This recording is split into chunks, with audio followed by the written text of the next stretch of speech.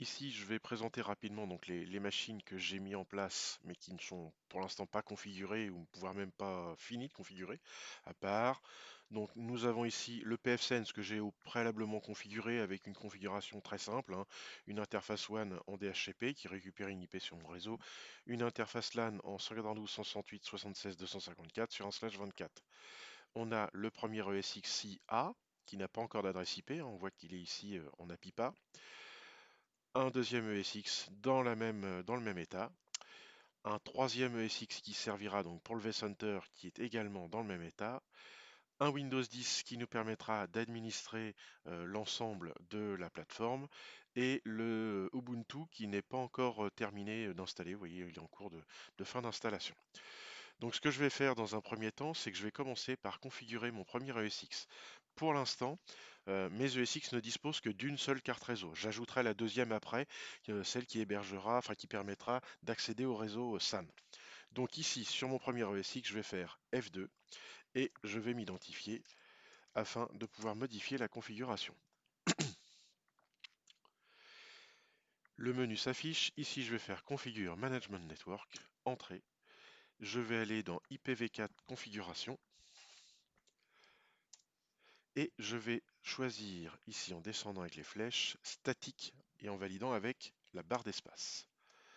Je vais ici supprimer l'adresse IP qui est déjà installée et je vais mettre 192, alors hop, pavé numérique, 192.168.76.1 et 255.255.255.0 et la passerelle 192.168.76.254. Je valide ces paramètres, je fais échappe. Il va me demander de confirmer. Je fais Yes.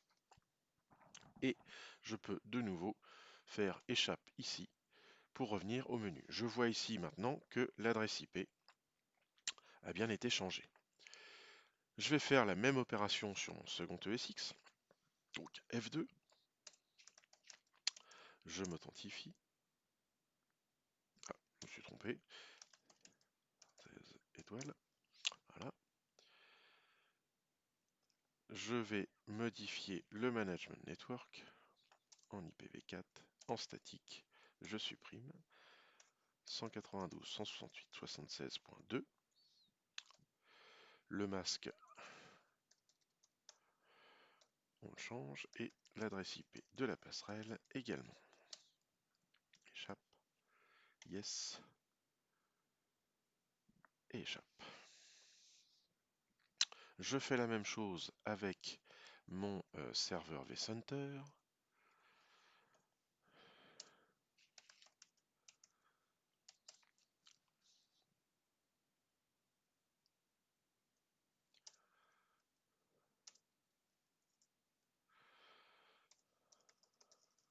Ici, j'ai choisi de lui mettre la 5, la séparer un petit peu, sachant que ce sera une autre configuration.